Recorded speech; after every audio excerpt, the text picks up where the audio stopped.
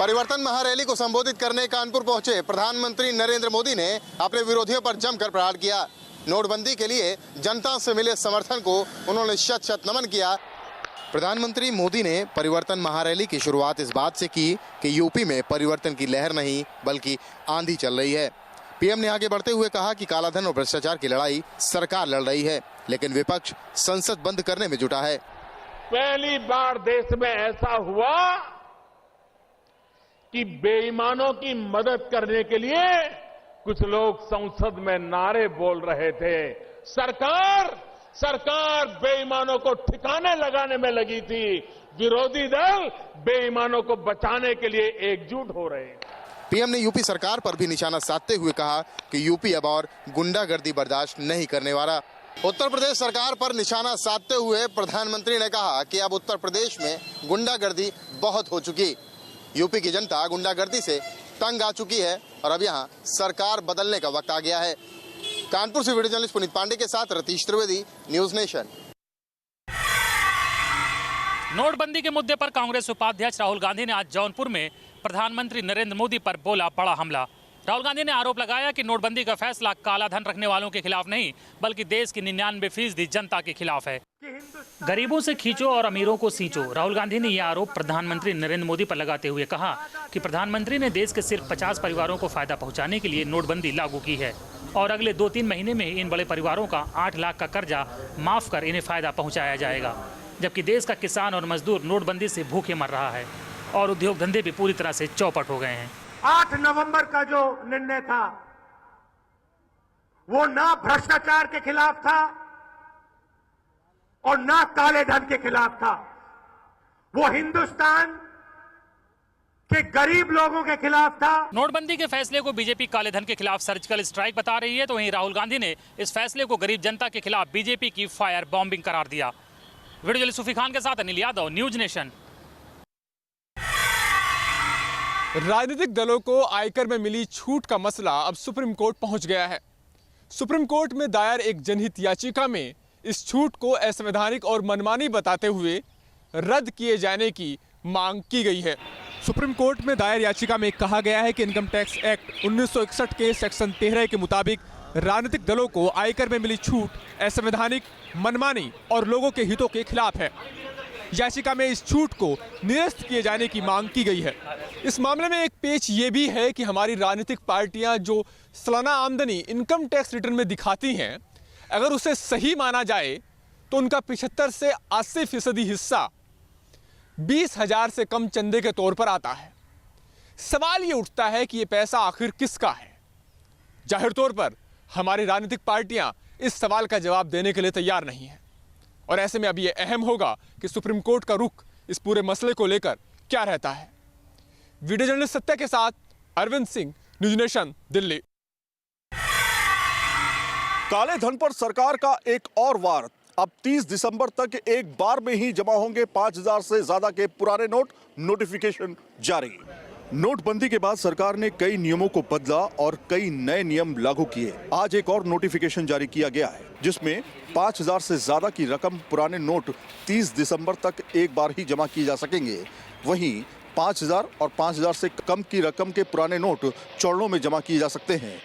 वहीं इस फैसले में यह भी कहा गया है कि 5,000 से ज्यादा की रकम जमा करने पर बैंक के 2 अधिकारियों को बताना होगा कि ये पैसा अभी तक क्यों नहीं जमा किया गया। इसके साथ में सूत्र बता रहे हैं कि घर में नकदी रखने की सीमा भी सरकार तय कर सकती है। नोटबंदी के बाद सरकार ने कई बड़े और कड़े फैसले लिए हैं। ये फैसला भी उसी तरह से माना जा रहा है जिसमें सरकार ने साफ तौर पे कहा था कि काला धन हम पनपने नहीं देंगे, लेकिन ये मुश्किलें उन लोगों के लिए बढ़ा चुका है जो अभी तक अपना पुराना पैसा बैंक में जमा नहीं कर पाए हैं।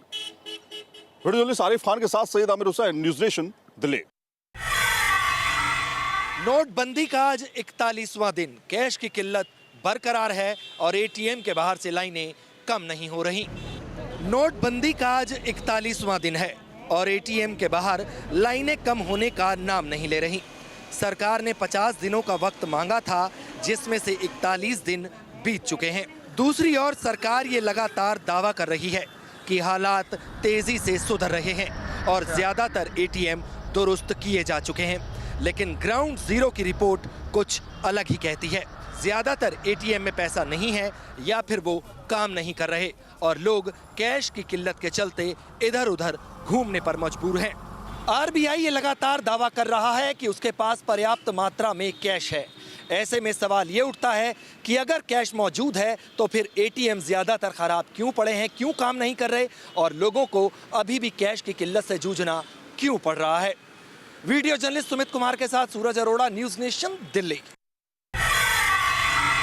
सूरत में काले धन के कुबेर किशोर भजियावाला पर कसा आईटी का शिकंजा, काली कमाई का आंकड़ा पहुंचा 1000 करोड़ के पार। सूरत के चाय और भजिया बेचने वाले किशोर भजियावाला की बेनामी संपत्ति का आंकड़ा बढ़ता जा रहा है। आईटी के मुताबिक किशोर के पास करीब 1000 करोड़ से ज़्यादा की बेनामी संपत्ति है। 5 दिनों की जांच में आईटी ने अब तक किशोर के पास से 250 प्रॉपर्टी के पेपर्स, करोड़ों के सोने चांदी के जेवरात और नकदी बरामद की है। आईटी ने अब तक किशोर भजियावाला के 16 लॉकर्स की जांच की है और किशोर के रिश्तेदारों के बैंक अकाउंट भी आईटी की रडार पर है।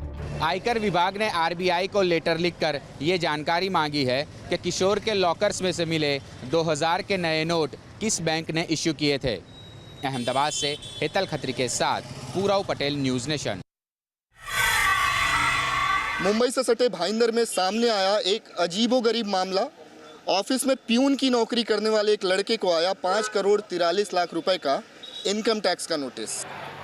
32 साल के रवि जायसवाल ऑफिस में प्यून की नौकरी करते हैं, लेकिन उनकी हैरानी का ठिकाना उस समय नहीं रहा जब बीते दिनों उन्हें इनकम टैक्स विभाग ने 5 करोड़ 43 लाख रुपए के बकाये की नोटिस थमा दी। रवि ने जब इसकी शिकायत पुलिस से की तो करोड़ों का फर्जीवाड़ा सामने आया। पुलिस ने अपनी जांच में पाया कि मुंबई में पेशे से चार्टर्ड अकाउंटेंट राजेश अग्रवाल नाम के एक शख्स ने रवि जायसवाल के पैन कार्ड और दूसरे दस्तावेजों का इस्तेमाल करके 8 बोगस कंपनियां खड़ी कर दी और ये सब कुछ इनकम टैक्स की चोरी के इरादे से किया गया। पहली नज़र में ये मामला इनकम टैक्स चोरी का है, लेकिन इस फर्जीवाड़े का दायरा कितना बड़ा है, पुलिस अब यही पता लगाने की कोशिश में है। वीडियो जर्नलिस्ट स्वप्निल चौहान के साथ विकास श्रीवास्तव, न्यूज़ नेशन, ठाणे। राजधानी दिल्ली में नोटबंदी के बाद लूट की पहली वारदात। बाइक सवार बदमाशों ने एटीएम कैश वैन से लूटे 5 लाख। दिल्ली के पांडव नगर इलाके में बैंक के एटीएम में करीब 2 बजे कैश वैन पैसा डालने के लिए आई थी। वैन का एक गार्ड एटीएम के अंदर गया और एंट्री करने लगा। इसके बाद जैसे ही पैसे का ब्रीफकेस एटीएम कैश वैन से उतरा, तभी पल्सर बाइक पर सवार 3 बदमाश पहुंचे। उन्होंने गार्ड से कैश से भरा बैग छीनने की कोशिश की। गार्ड के विरोध करने पर उन्होंने गार्ड की पिटाई कर दी। इसके बाद बदमाशों ने फायर किया और 5 लाख रुपए से भरा बैग लेकर फरार हो गए। पुलिस के मुताबिक लुटेरों की बाइक का नंबर पुलिस के पास है। एटीएम के अलावा इलाके की सीसीटीवी फुटेज की पुलिस जांच कर रही है। दिल्ली पुलिस की 5 टीमें लुटेरों की तलाश में जुटी हैं। वीडियो जर्नलिस्ट अनूप यादव के साथ रुमानुल्लाह खान, न्यूज़ नेशन, दिल्ली। पठानकोट आतंकी मामले में एनआईए ने दाखिल की चार्जशीट। इस मामले में जैश ए मोहम्मद के सरगना मसूद अजहर सहित 4 आतंकियों के खिलाफ सबूत के साथ दाखिल की गई है चार्जशीट। साल की शुरुआत में पठानकोट एयरबेस पर हुए हमले में एनआईए ने चार्जशीट दाखिल कर दी है। इस चार्जशीट में जैश ए मोहम्मद के मुखिया मसूद अजहर, उसके भाई रऊफ असगर, इसके अलावा शाहिद लतीफ़ और लॉन्चिंग कमांडर कासिफ को आरोपी बनाया गया है। जनवरी में पठानकोट एयरबेस पर हुए आतंकी हमले में 7 जवान शहीद हो गए थे। चार्जशीट में सिलसिलेवार तरीके से बताया गया है कि कैसे मारे गए चारों आतंकी पाकिस्तानी थे और उन्होंने भारत में किस तरह से एंट्री ली और वहां से वो पठानकोट एयरबेस तक पहुंचे थे। मसूद अजहर के खिलाफ सबूत के होने से यूएनओ में उसको आतंकी ठहराने में भारत को मदद मिल सकती है। पाकिस्तान और चीन का जो नापाक गठबंधन मसूद अजहर की मदद कर रहा है, उसकी भी पोल अंतर्राष्ट्रीय समुदाय के सामने खोली जा सकती है। वीडियो जर्नलिस्ट सौमित्र घोष के साथ धीरेन्द्र पुंडीर, न्यूज़ नेशन, दिल्ली। रूस ने बढ़ाई भारत की चिंता, किया चीन पाकिस्तान इकोनॉमिक कॉरिडोर का समर्थन। पाकिस्तान में रूस के एम्बेसडर एलेक्सी वाई डेडियो का कहना है कि रूस और पाकिस्तान ने सीपीईसी को यूरेशियन इकोनॉमिक यूनियन प्रोजेक्ट से लिंक करने की बात की है। रूस ने ऐसे वक्त पे पाकिस्तान का सपोर्ट किया है जब भारत पाकिस्तान को आतंकवाद के मोर्चे पर दुनिया में अलग थलग करने की कोशिश कर रहा है। सीपीसी पाकिस्तान के बलूचिस्तान में मौजूद ग्वादर पोर्ट और चीन के सिंजियांग को जोड़ेगा। सीपीसी पाकिस्तान के कब्जे वाले कश्मीर के गिलगित बाल्टिस्तान इलाके से भी गुजरता है, जिस पर भारत का दावा रहा है और इसी पर भारत का ऐतराज भी रहा है। पाकिस्तान के प्रति रूस का झुकाव न सिर्फ भारत की चिंताएं बढ़ा रहा है, बल्कि चीन, पाकिस्तान और रूस के बीच बनता हुआ त्रिकोण एशिया में एक नए सामरिक ताकत के रूप में भी उभरता नजर आ रहा है, जिससे अमेरिका भी वाकिफ है। वीडियो कमल किशोर के साथ मधुरेंद्र कुमार, न्यूज नेशन, दिल्ली। 39 लोगों को लेकर उड़ा रूसी रक्षा मंत्रालय का एक विमान आज साइबेरिया के युकाटिया में क्रैश हो गया। जिस समय यह IL-18 नाम का रूसी विमान क्रैश हुआ, उस समय इस विमान में 32 लोगों के अलावा 7 क्रू मेंबर मौजूद थे और साथ ही पूरे इलाके में मौसम भी खराब था। रक्षा मंत्रालय की रिपोर्ट के मुताबिक फिलहाल इस हादसे में 2 दर्जन से ज्यादा लोगों के घायल होने की खबर है। रूस से आ रही खबरों के मुताबिक राहत और बचाव का काम जारी है और सब लोगों को अस्पताल पहुंचा दिया गया है। लेकिन ये विमान कैसे क्रैश हुआ, इसके बारे में जांच के बाद ही पता चल पाएगा।